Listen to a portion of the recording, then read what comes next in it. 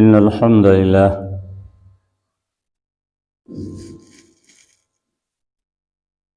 نحمده ونستعينه ونستغفره ونؤمن به ونتوكل عليه ونعوذ بالله من شرور أنفسنا ومن سيئات أعمالنا من يهده الله فلا مضل له ومن يضلله فلا هادي له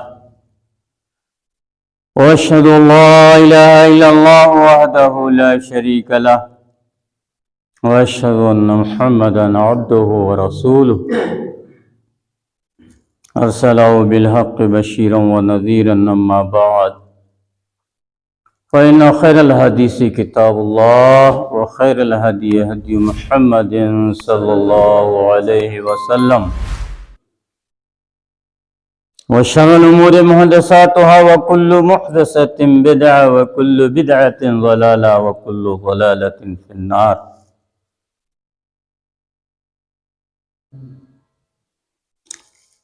قال الله تعالى في كلامه المجيد والفرقان الحميد: أعوذ بالله من الشيطان الرجيم بسم الله الرحمن الرحيم. يا أيها الذين آمنوا لا تقربوا الصلاة وأنتم سكارى.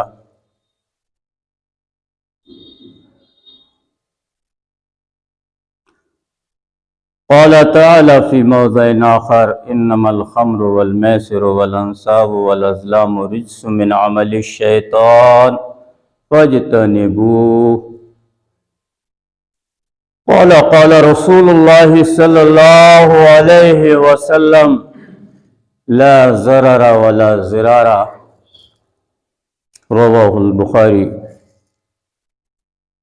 وقال النبي صلى الله عليه وسلم في موضع آخر: كل مسكر حرام قليل أو كثير. رب اشرح لي صدري ويسر لي أمري واحلل عقدة من لساني يفقهوا قولي.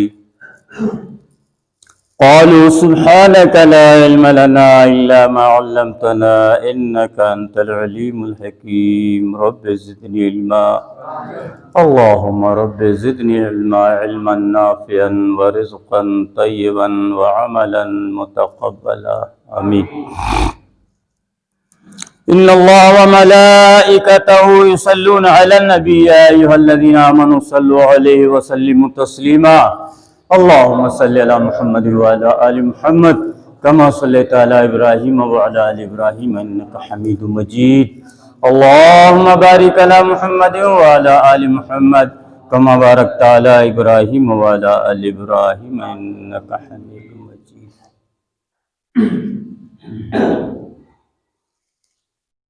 اثر کرے یا نہ کرے سن تو لو میری فریاد. نہیں ہے داد کا طالب یہ بندہ آزاد.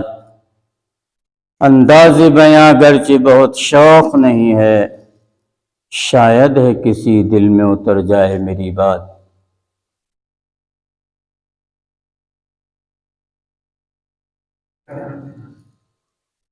لائق صد احترام اسلامی بزرگوں، دینی و ملی بھائیوں، عزیز رفقا، نوجوان ساتھیوں، پیارے بچوں، غیور اسلامی پردہ نشین ماں بہنوں اور بیٹیوں، اللہ رب العزت کے لیے حمد ہے، پاکی ہے، بڑائی ہے، کبریائی ہے، جو ہمارا آپ کا پوری کائنات کا مربی اور پالنہار ہے، جو خالق اور مالک ہے، جو مالک یوم الدین ہے. کل قیامت کے دن جو صحیح صحیح فیصلے فرمائے گا، ذرے ذرے کا، پائی پائی کا، ایک ایک لمحے کا ہم سے حساب و کتاب لے گا.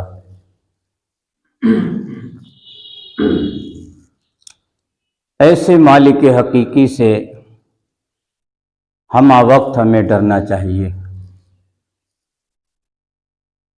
کیونکہ اس کی پکڑ بڑی سخت ہے. ایک طرف وہ رحمان الرحیم ہے ستار اور غفار ہے تو دوسری طرف وہ جبار اور قہار بھی ہے۔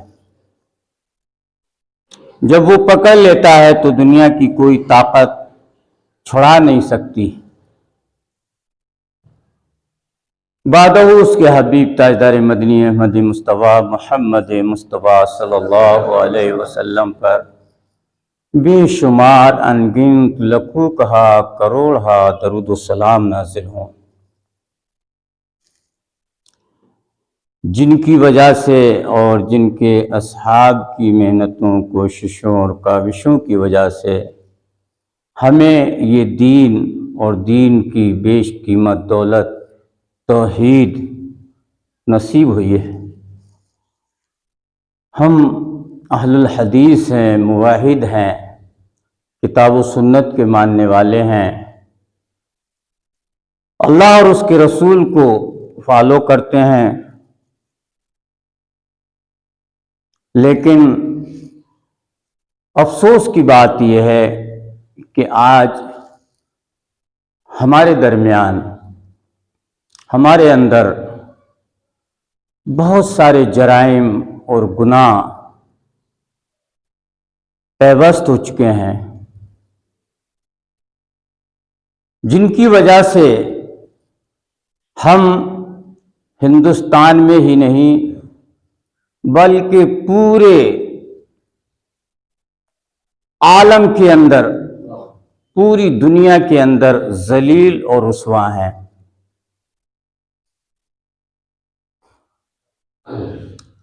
ہمارے معاشرے میں سدھا قسم کی برائیاں ہیں، بڑے بڑے جرائم ہماری نئی نسلوں کے اندر، جوانوں کے اندر، ہماری اولادوں کے اندر، ہمارے بھائیوں کے اندر پائے جاتے ہیں، جن سے بچنا اشد ضروری ہے۔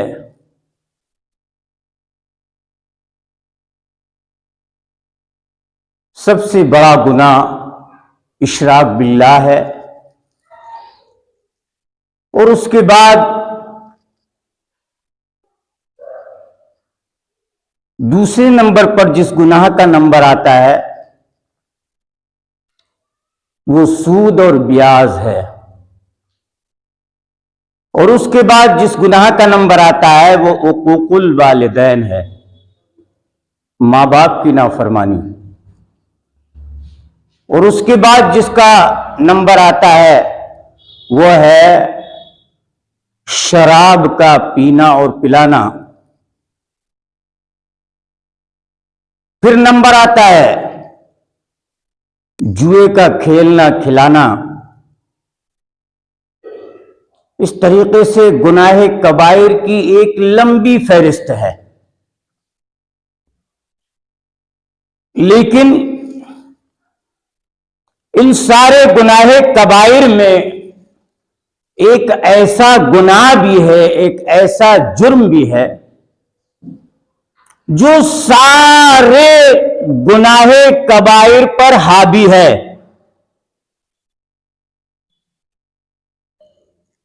آدمی مرتد ہو جائے تو اس کے لیے اسلام کا حکم ہے کہ اس کو قتل کر دیا جائے۔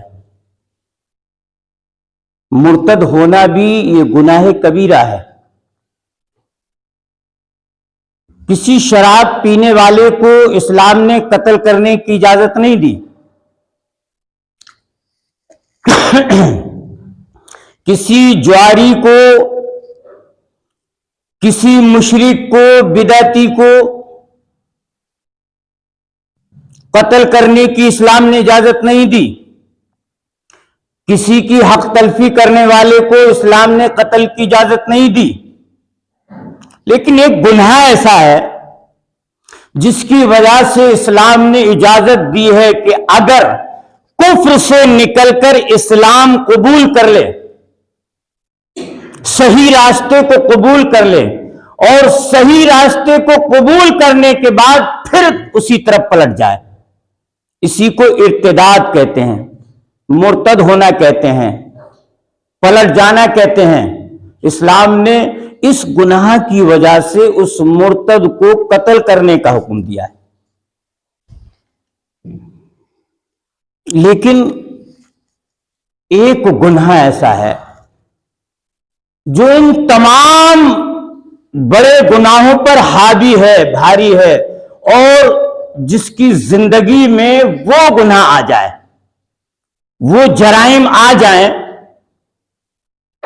ان بڑے بڑے جرائم میں سے وہ ایک جرم اگر کسی کے پاس پایا جائے تو سمجھ لیے کہ اب اس نے ساری حدیں پار کر دی ہیں. اب وہ چھوٹے سے چھوٹا اور بڑے سے بڑا کوئی بھی گناہ کر سکتا ہے. وہ ہے شراب کا پینا، الخمر. عربی میں خمار اس اوڑھنی کو کہتے ہیں جس سے عورت اپنے پورے چہرے کو ڈھک دیتی ہے، باپردہ ہو جاتی ہے. اس کو کہتے ہیں عربی میں خمار. وہ اوڑھنی، وہ چادر جس سے عورت کا پورا چہرہ ڈھک جائے، وہ ہے خمار. اسی سے ہے خمر، کہ وہ مشرب، وہ پانی جو انسان کی عقل کو ڈھانک دے، عقل کو زائل کر دے. اور جب آدمی عقل سے بالکل خارج ہو گیا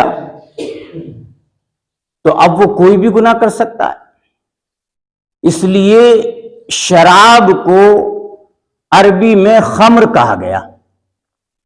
آج کی اس خطبہ مبارکہ میں میرا موضوع سخن ہے شراب کی حرمت اور اس کی مذمت. کیونکہ ہمارے معاشرے میں گناہ تو بہت سارے ہو رہے ہیں. نوجوان عیاشی کر رہے ہیں، مکاری کر رہے ہیں، سٹے بازی کر رہے ہیں، جوا کھیل رہے ہیں، شرابیں پی رہے ہیں، نشہ کر رہے ہیں. بہت سارے جرائم ہیں، چاہے وہ کسی بھی انداز سے کیے جاتے ہوں، اور وہ سارے کے سارے گناہ کبائر میں آتے ہیں. لیکن ایک گناہ کبیرہ یہ بھی ہے شراب کا پینا اور پلانا. آج مسلمانوں کی نئی نسل کے اندر اکثر نوجوان، چاہے وہ اہل حدیثوں کے بچے ہوں یا دوسرے مکتبہ فکر کے بچے ہوں، دیوبندیوں کے ہوں یا بریلوی کے ہوں یا کسی بھی مکتبہ فکر کے ہوں، یہاں مسلم قوم سے میری مراد ہے کہ مسلمانوں کے اندر جب سے یہ شراب، جوا، سٹا، دگے بازی یہ چیزیں آئیں، جب سے ایمان ختم ہو گیا اور بے حیائی، عریانیت، فحاشی کھلے عام ہونے لگی، اور سب سے اہم چیز جو ہے رزق طیب، اکل حلال جب سے ہماری زندگیوں سے جاتا رہا، جب تک ہماری مائیں بہنیں رزق حلال کی اور صدق مقال کی مصر رہی، یعنی پاکیزہ رزق کھاتی رہیں، حلال رزق کھاتی رہیں، سچ بولتی رہیں، اس وقت تک ان ماؤں کے، ان بہنوں کے پیٹوں سے، شکموں سے مجاہد، غازی، محدث، حافظ قرآن، مفسر، مبلغ، عالم، فاضل پیدا ہوئے. اور جب ہماری ماؤں نے حرام لقمہ کھانا شروع کر دیا، جھوٹ بولنا ان کی ایک عادت بن گئی، چغلی بدی غیبت ان کا شیبہ بن گیا، تو پھر انہی کے شکموں سے جواری، شرابی، ڈنڈاری، کبابی، لٹیرے، بدماش، مکار، اس طریقے کے نوجوان پیدا ہونے لگے۔ اللہ ہماری حفاظت فرمائے، ہماری قوم کی حفاظت فرمائے، ہمارے نوجوانوں کو اللہ ہدایت نصیب فرمائے۔ ایک سہج پور کا معائنہ نہیں ہے میرا، بلکہ جہاں جہاں بھی میں نے امامت کی، ہر جگہ ان چیزوں میں مسلمان نوجوانوں کی اکثریت ملوث ہے، سٹے میں، جوئے میں، شراب پینے اور پلانے میں، اور ہماری تباہی اور بربادی کے یہی آثار بن گئے۔ علامہ اقبال نے کہا تھا کسی وقت میں کہ شور ہے، ہو گئے دنیا سے مسلمان نابود، ہو گئے شور ہے، ہو گئے دنیا سے مسلمان نابود، ہم یہ کہتے ہیں کہیں تھے بھی مسلمان موجود، اور وضع میں تم ہو نصارہ تو تمدن میں ہنود، یہ مسلمان ہیں جنہیں دیکھ کے شرمائے یہود۔ دنیا کی تمام بری عادتیں ہمارے اندر موجود ہیں، پھر ہمارے چہرے مورے سے، ہمارے لباس سے، وضع قطع سے، کسی بات سے ہم نہیں پہچانے جاتے۔ ہر قوم کا ایک شعار ہے، اس کی ایک پہچان ہے۔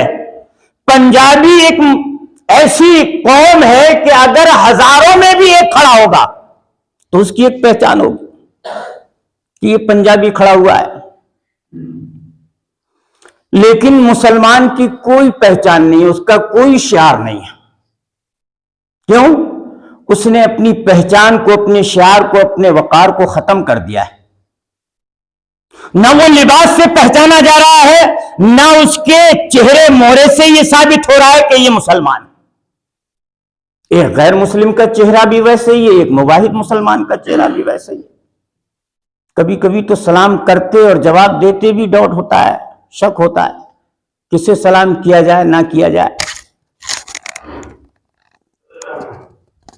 مولانا کریم بخش، ابھی ان کے صاحبزادے آئے تھے، عبد المتین صاحب، تعاون کے سلسلے میں انہوں نے بتایا کہ ابو بیمار چل رہے ہیں، بہت کمزور ہیں۔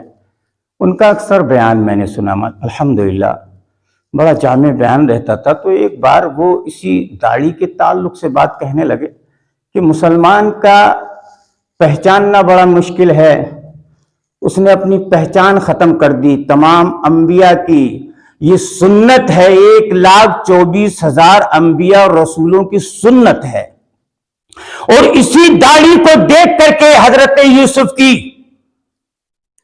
مصر کی 2 سزائیں جنہوں نے اپنے ہاتھ کاٹ لیے تھے، کلین سیو نہیں تھا حضرت یوسف کا۔ تم یہ کہو کہ حضرت یوسف خوبصورت بہت تھے اور کلین سیو تھے، نہیں، چہرے پہ داڑھی تھی بھائی۔ موضوع تو میرا دوسرا ہے، لیکن بات آ گئی اس لیے بتانا ضروری ہے۔ تو انہوں نے ایک واقعہ بتایا اپنے تقریر کے دوران کہ ایک طرف باپ لیٹا ہوا تھا، ایک طرف ماں لیٹی ہوئی تھی، بیچ میں بچہ لٹا دیا۔ اب وہ ماں کی طرف ہوئی، ماں کی طرف دیکھا تو اتفاق سے باپ کے چہرے پر ہاتھ پہنچ گیا، تو باپ کا چہرہ بھی ویسے ہی تھا، وہ اسے لپٹ گیا کہ یہی ماں ہے شاید۔ پھر اس کے بعد وہ ادھر آیا تو ماں کا چہرہ دیکھا تو وہ سمجھ گیا۔ ان کے بتانے کا، کہنے کا مقصد یہ تھا کہ آج جو ہے ہم اس نوعیت کو پہنچ گئے ہیں کہ بچے کو بھی تمیز نہیں ہو رہی ہے بستر پر کہ میرے باپ کا بھی چہرہ ویسا ہی ہے اور میری ماں کا بھی چہرہ ویسا ہی ہے۔ کیا کیا جائے؟ اس قوم کو کیسے میسج دیا جائے، کیسے سمجھایا جائے؟ چلیے، اللہ سبحانہ تعالیٰ نے قرآن کریم کے اندر پارہ نمبر 5 میں سورہ نساء میں ایک بات کہی، ایک میسج دیا، یا ایھا الذین آمنوا لا تقربوا الصلاۃ وانتم سکارا، ایمان والو جب تم نشے کی حالت میں ہو، شراب پی چکے ہو، تو تم نماز کے قریب مت آنا۔ اس سے آپ کیا سمجھتے ہیں؟ اللہ کیا کہنا چاہتا ہے؟ ہمارے پاس کیا میسج بھیجنا چاہتا ہے وہ پیغام؟ شراب اہل عرب میں بھی بڑی کثرت سے پی جاتی تھی، بنائی جاتی تھی، ایڈوانس رکھی جاتی تھی گھڑوں اور مٹکوں میں۔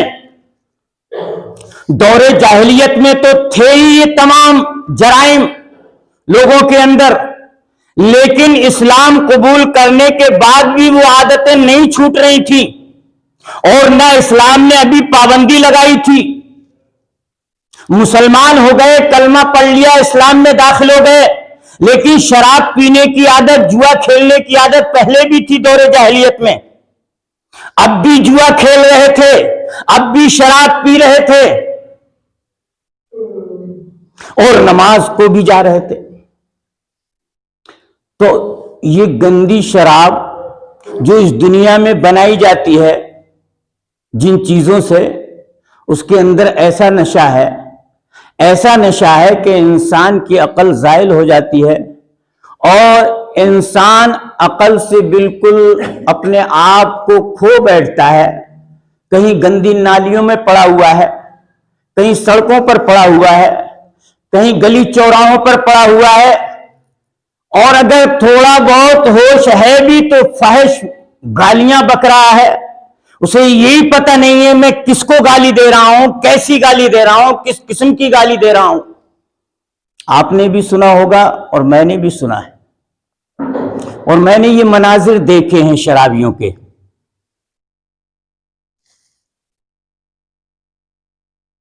جب صحابہ کی عقلوں میں فطور ہونے لگا، ابھی شراب پر پابندی نہیں لگائی گئی تھی۔ کیوں؟ کہ ابھی نئے نئے مسلمان ہوئے تھے۔ اگر ساری چیزوں پر ایک دم پابندی اللہ کی طرف سے عائد ہو جاتی تو ہو سکتا تھا سب پیچھے پھر بھاگ جاتے۔ تو اللہ کو تو سب کچھ علم تھا، اس لیے دھیرے دھیرے دھیرے دھیرے ایک ایک کر کے کہ اب یہ چیز ختم کرنا ہے، اب یہ چیز ختم کرنا ہے۔ جیسے ایک صحابی آیا، ایک نوجوان انصاری، کہا اللہ کے رسول میرے اندر کوئی ایسی برائی ہے نہیں جو موجود نہ ہو۔ میں شراب بھی پیتا ہوں، جوا بھی کھیلتا ہوں، سٹا بھی لگاتا ہوں، زنا بھی کرتا ہوں، طوائفوں کے پاس بھی جاتا ہوں، چوری بھی کرتا ہوں، نقب زنی کرتا ہوں، ساری بری عادتیں میرے اندر موجود ہیں۔ آپ مجھے کوئی نسخہ ایک ایسا بتا دیں کہ میری ساری برائیاں ختم ہو جائیں۔ اگر اللہ کے رسول صلی اللہ علیہ وسلم ہماری طرح سوچتے، کہتے نہیں ساری بری حرکتیں ختم کرنا ہے، ہم تو یہی کہتے ہیں نا اگر کوئی اس طریقے کا سوال کرتا ہے۔ اللہ کے رسول نے دکھتی ہوئی رگ پر انگلی رکھی اور صرف ایک نسخہ بتایا۔ اس نے یہ کہا تھا میں جھوٹ بھی بولتا ہوں۔ بھئی جب ساری بری عادتیں ہیں تو جھوٹ بھی اس میں شامل تھا۔ تو آپ نے کہا شراب بھی پینا، طوائفوں کے پاس بھی جانا، نقب زنی بھی کرنا، سب کام کرنا۔ یہ کہاں پر بیٹھا ہوا ہے تو؟ مسجد نبوی میں۔ یہ اللہ کا گھر ہے، یہ مسجد نبوی ہے۔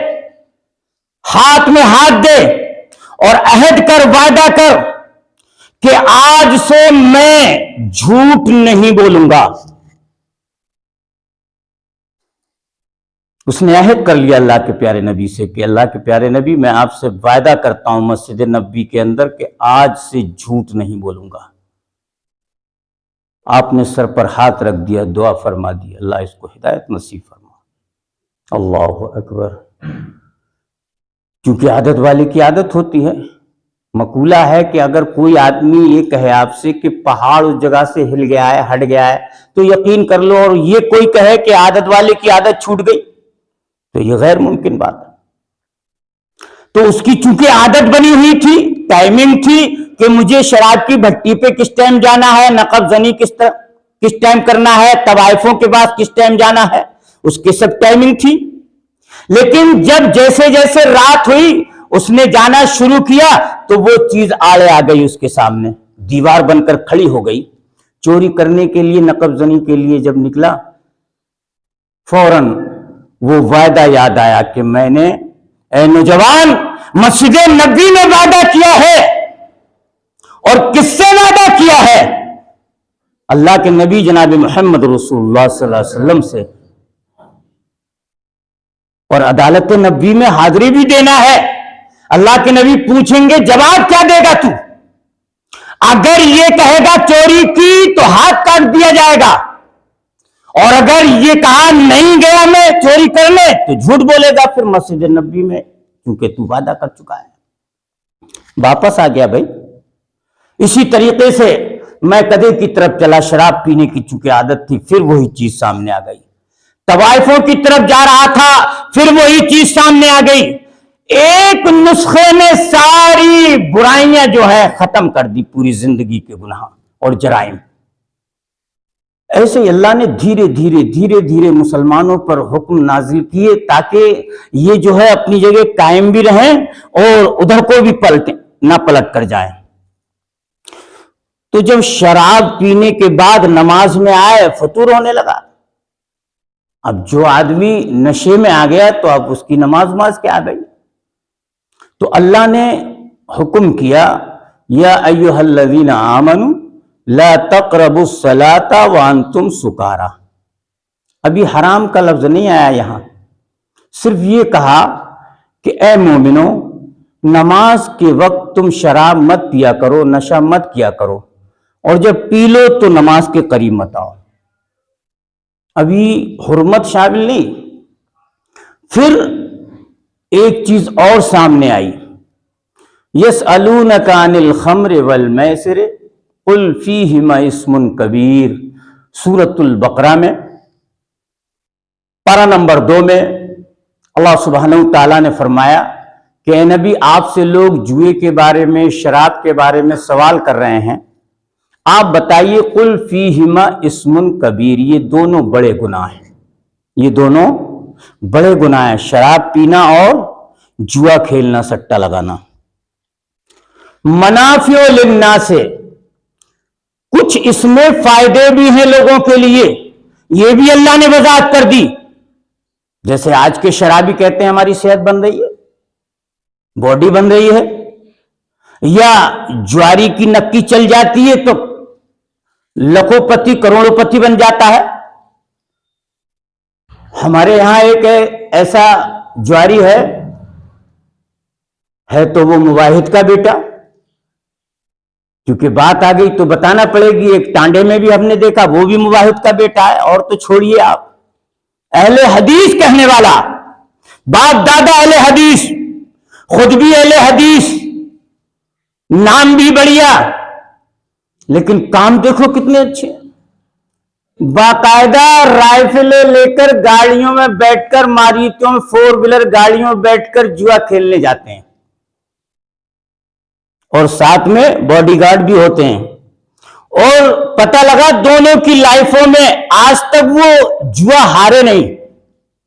اس نے بھی بلڈنگ بنائی ہے، وہ میں نے اپنی آنکھوں سے، چشمدید آنکھوں سے ٹانڈے میں دیکھی، کیونکہ 20 سال میں لگ بھگ ٹانڈے میں رہا۔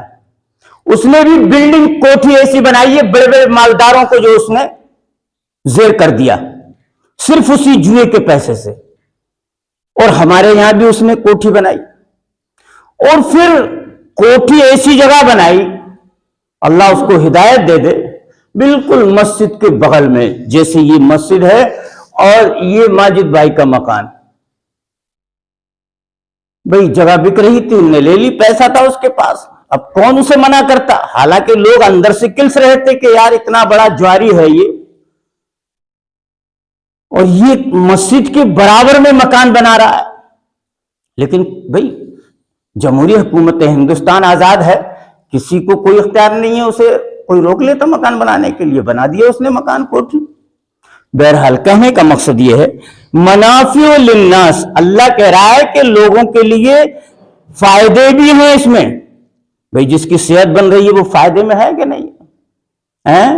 یا جس نے کوٹھیاں بنا دی اس کو فائدے میں ہے کہ نہیں ہے؟ لیکن اللہ نے یہ کہا قل فیہما اسم کبیر، اے نبی یہ کہہ دیجئے ان جوا کھیلنے والوں سے اور شراب پینے والوں سے کہ یہ دونوں بڑے گناہ ہیں۔ وارننگ دے دی نا، ڈرایا گیا، اب بھی حرمت نہیں اللہ نے بھیجی کہ یہ حرام ہے. اسمہما اکبر من نفعہما، ان دونوں کا گناہ ان کے فائدے سے بڑا. پھر اللہ نے ڈرایا. ایک تو بات یہ کہہ دی کہ فائدہ بھی ہے ان دونوں کے اندر، لیکن کہا کہ بڑے گناہ ہونے کے ساتھ ساتھ ان دونوں کا گناہ ان کے فائدے سے بڑا ہے، اس لیے ڈر جانا چاہیے نا، لیکن نہیں ڈر رہا انسان. اس کے بعد میں تیسری مرتبہ میں پارہ نمبر 6 سورہ مائدہ آپ کھولیں، اس کی حرمت شامل ہوئی، اور اس میں 2 چیزیں اور ساتھ میں آئیں جو مکے کے اندر اکثر یہ چیزیں لوگوں کے عمل میں تھیں، جیسے بتوں کے چڑھاوے. خانہ کعبہ میں بت رکھے ہوئے 360، ہر قبیلے کا بت تھا. اپنے اپنے قبیلے کے لوگ جو ہے جانور وغیرہ کاٹ کر یا اور بھی چیزیں جو بھی بہتر سمجھتے تھے وہ اپنے بتوں کے سامنے جا کر پیش کرتے تھے، چڑھاوے چڑھاتے تھے، جیسے آج کے بھی مسلمان کرتے ہیں ایسا ہندوؤں کی طرح. اور ایک فال نکالنا، قسمت آزمانا. کبھی تو وہ پرندہ اڑاتے تھے کہ اگر پرندہ انہوں نے سمجھ لیا کہ ہماری قسمت اگر اچھی ہوگی تو یہ پچھم کو جائے گا، ٹھیک ہے، اور اگر وہ اڑانے کے بعد میں مختلف یعنی اس کے خلاف گیا، خلاف سمت گیا، تو وہ سمجھتے تھے اب خیر نہیں ہے، معاملہ خراب ہے.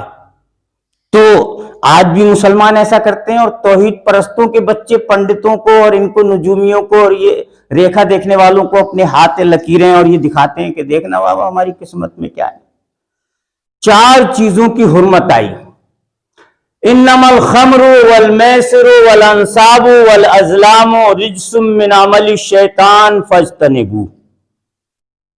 سب سے پہلے کہا شراب حرام، جوا حرام. پھر کہا بتوں پر جو چڑھاوے چڑھاتے ہو یہ حرام. پھر کہا جو قسمتیں آزمانے کے لیے فال نکلواتے ہو یہ بھی حرام. فاجتنبوہ، بریک لگا دیا اللہ نے، کہا آج کے بعد کوئی بھی مسلمان ان 4 چیزوں کے پاس نہیں جائے گا. یعنی نہ شراب پیے گا، نہ جوا کھیلے گا، نہ یہ فال نکلوائے گا، اور نہ بتوں پر چڑھاوے چڑھائے گا. رجس من عمل الشیطان، اللہ نے کہا یہ شیطان کے عمل ہے، شیطانی عمل ہے، بچ جاؤ. فاجتنبوہ، بس کنٹرول ایک دم.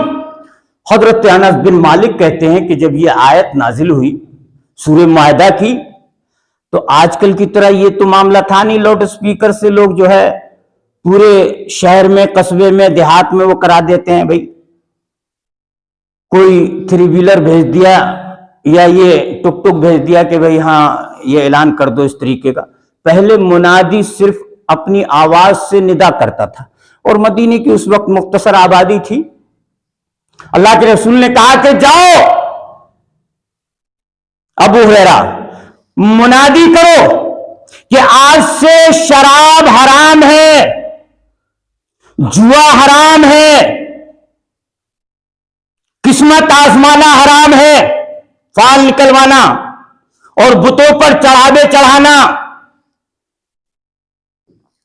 حضرت انس بن مالک خادم رسول کہتے ہیں کہ ہمیں گھر میں بیٹھ کر شراب کی پارٹی منا رہے تھے، پی رہے تھے، پلا رہے تھے، کسی کے ہاتھ میں جام تھا، کسی کے لبوں پر جام تھا، اور ایڈوانس رکھی ہوئی تھی گھڑوں میں، مٹکوں میں. اور ایسی شراب نہیں ہے، وہ منقع اور کھجور اور ان چیزوں کی شراب صحابہ اپنے ہاتھ سے تیار کرتے تھے، لیکن اس میں بھی نشہ تھا. اور اس نے جب عقلوں میں فطور کیا تو اللہ نے پھر ایک دفعہ منع کیا، ایک دفعہ اس کے نقصان فائدے بتائے، اور تیسری مرتبہ میں کہا کہ آج سے بالکل حرام ہے.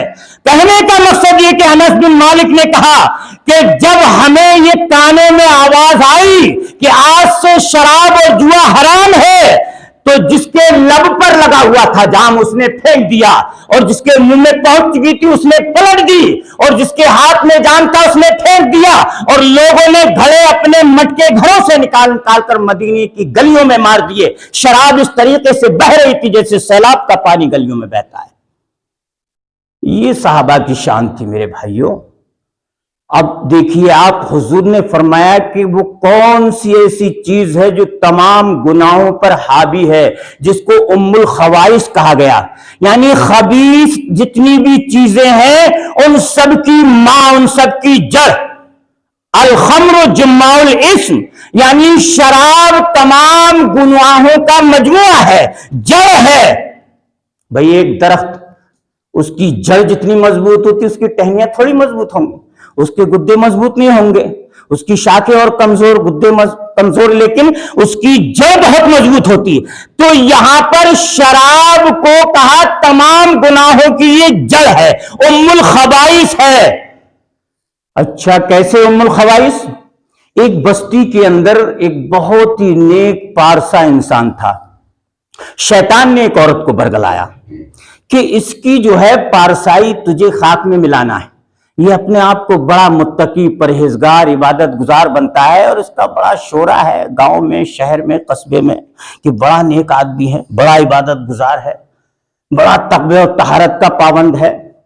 تو اس عورت نے اپنی خادمہ کو بھیجا اور کہا کہ ان سے کہنا کہ تمہیں ہماری مالکن بلاتی ہیں، ہماری ملکہ بلا رہی ہے، طبیعت خراب ہے، آپ نیک آدمی ہیں، دم کر دیجئے آپ ان پر۔ آج بھی اہتمام کرتے ہیں اس طریقے کا لوگ۔ وہ خادمہ گئی اس نیک پارسا آدمی کے پاس، اور اس نے جا کے درخواست کی، تو وہ اللہ کا بندہ بس آ گیا۔ اسے کیا معلوم کیا ہونے جا رہا ہے؟ وہ سجی سجائی کمرے میں تیار تھی، جب وہ کمرے میں آئے تو اس نے کمرہ بند کر دیا، سازش پہلے سے تھی۔ ایک وہاں بڑا حسین و جمیل بچہ، ایک شراب کی بوتل رکھی ہوئی تھی، ایک بت رکھا ہوا تھا۔ تو سب سے پہلے تو اس عورت نے اس نیک آدمی سے، اس پارسا سے یہ کہا کہ تم میرے ساتھ منہ کالا کرو۔ اس نے کہا انی اخاف اللہ، میں اللہ سے ڈرتا ہوں، یہ کام نہیں کر سکتا۔ کہا اچھا اگر یہ کام نہیں کرو گے اور میں نے اسی لیے بلایا ہے تو تم ایسا کرو، اس بچے کو قتل کر دو، یہ چھری رکھی ہوئی ہے۔ تو اس نے کہا نہیں، یہ تو اس سے بھی بڑا جرم ہے، زنا سے بڑا جرم یہ ہے کسی انسان کو بلا وجہ قتل کر دو، یہ تو اور بڑا گناہ ہے۔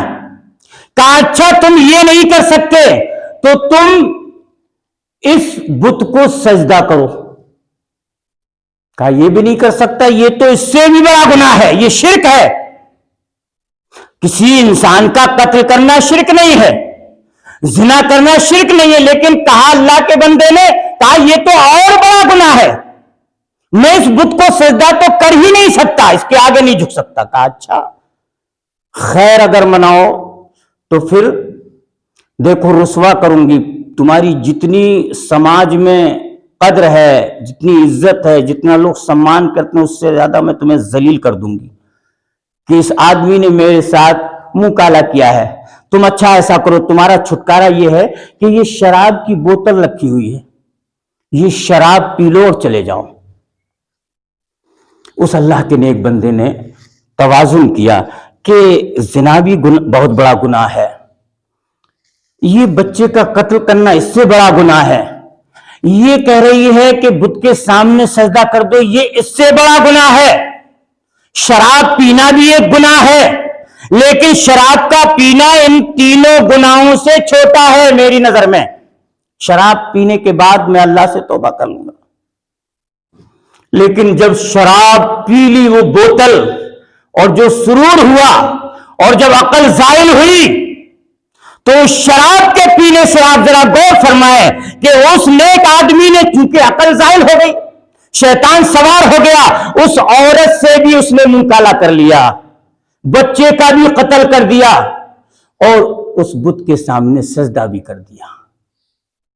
اللہم احفظ من کل بلاء دنیا فی الآخرہ۔ میرے نوجوانوں، غور کرنا اس واقعے پر، تاریخی واقعہ ہے، اسلامی کتب میں لکھا ہوا یہ واقعہ کوئی من گھڑنت کہانی نہیں ہے، یہ حدیث کی روشنی میں جو واقعہ بتایا گیا عبرت کے لیے بہت بڑا ایک سانحہ ہے۔ ہم اس پر غور کریں گے کہ دیکھیے کس طریقے سے وہ اللہ کا بندہ بستے بستے بستے بستے کہاں جا کر پھنستا ہے۔ اس لیے اس کو حدیث میں ام الخبائث کہا گیا، تمام خبیث چیزوں کی ماں۔ یعنی پھر کہا حضور نے الخمر جماع الاسم، کہ شراب تمام گناہوں کا مجموعہ ہے، جڑ ہے۔ جو شراب پی لیتا ہے پھر کوئی گناہ اس سے، یہ آپ دماغ سے نکال دیں کہ پھر کوئی گناہ وہ نہیں کرے، سارے گناہ ممکن ہے، کوئی بھی ناممکن نہیں ہے، پھر ہر گناہ کر سکتا ہے آدمی شراب کی حالت میں، نشے کی حالت میں۔ اس لیے میرے بھائیوں، شراب کا اور جوئے کا مسلم قوم کے اندر بہت زیادہ اس وقت چلن ہے۔ ہمارے ان نوجوانوں کو خاص طور سے جو شادی شدہ یا غیر شادی شدہ بیٹھے ہوئے نوجوان، ان کے لیے یہ میسج ہے کہ اللہ ان نوجوانوں کو تو ہدایت نصیب فرما دے، اور غلط سوسائٹی سے، غلط صحبت سے ان کی حفاظت فرما دے، کیونکہ صحبت کا اثر بہت جلدی پڑتا ہے۔ اللہ کے رسول نے فرمایا کہ اگر عطر فروش کی دکان پر جا کر بیٹھو گے بھلے سے نہ خریدو، کچھ نہ کچھ خوشبو تو آئے گی جی، لیکن اگر کسی بھٹی والے کے پاس جا کر بیٹھ گئے، وہاں خریدو یا مت خریدو، کالے ہو کر ضرور آؤ گے۔ اس لیے نوجوانوں، تمہاری طرف اشارہ یہ ہے کہ حالات سیف پور کے بہت ہی زیادہ خراب ہیں۔ یہاں اکثر بچے مسلمانوں پہ سٹاری، جواری، سٹے باز، نشیڑی اور شرابی ہیں، اس لیے ان کی صحبت سے ذرا دور رہو۔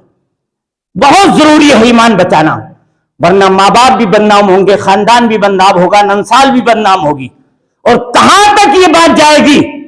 بس اللہ اس قوم کو ہدایت نصیب فرمائے، اور ہمارے ایمان کی حفاظت فرمائے، ہماری ماں بہن بیٹیوں کی حفاظت فرمائے، ان کو بھی تقوی طہارت کی توفیق نصیب فرمائے۔ رب العالمین جو بھی صاحب فراش ہیں، بیمار ہیں، ان کو شفا کلی شفا اللہ تعالی عطا فرما دے۔ اللہ جو مقروض ہیں ان کے قرضے کی ادائی کے سامان مہیا فرما دے۔ رب العالمین جہاں جہاں بھی مسلمان ہندوستان، پاکستان یا فلسطین یا عالم اسلام کے کسی بھی خطے میں پریشان ہیں، آپس میں لڑ جھگڑ رہے ہیں، قتل و غارت گری کر رہے ہیں، اللہ ان کو ہدایت نصیب فرما دے، اور اللہ ان کے جان و مال کی حفاظت فرما دے، اور خاص طور سے جو اسلام کی سربلندی کے لیے مسجد اقصی کی حفاظت کے لیے لڑ رہے ہیں، اللہ ان کی غیبی نصرت اور مدد فرما دے۔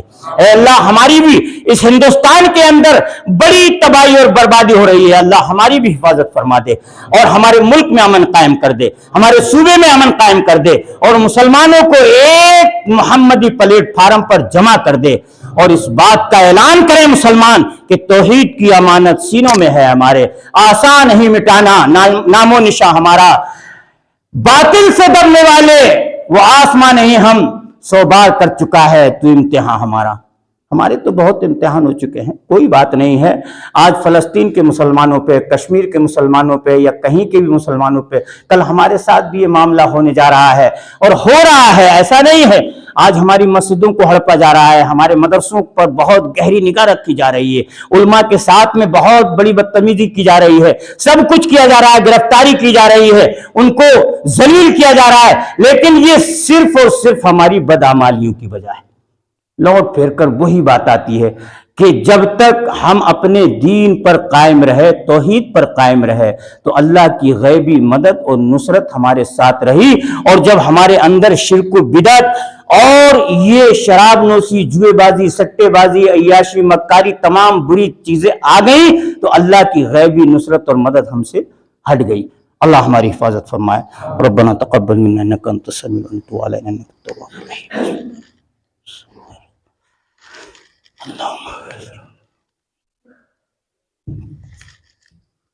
الحمدللہ نحمده ونستعینه ونستغفره ونؤمن به ونتوکل علیہ ونعوذ باللہ من شرور انفسنا ومن سیئات اعمالنا من يهده الله فلا مضل له ومن يضلل فلا هادي له واشهد ان لا اله الا الله وحده لا شريك له واشهد ان محمدا عبده ورسوله اما بعد فإن خير الحديث كتاب الله وخير الهدي هدي محمد صلى الله عليه وسلم وشر الأمور محدثاتها وكل محدثة بدعة وكل بدعة ضلالة وكل ضلالة في النار إن الله وملائكته يصلون على النبي يا أيها الذين آمنوا صلوا عليه وسلموا تسليما اللهم صل على محمد وعلى آل محمد كما صليت على إبراهيم وعلى آل إبراهيم إنك حميد مجيد اللهم بارك على محمد وعلى آل محمد كما باركت على إبراهيم وعلى آل إبراهيم إنك حميد مجيد سبحان ربك رب العزة عما يصفون والسلام على المرسلين والحمد لله رب العالمين السلام علیکم ورحمۃ اللہ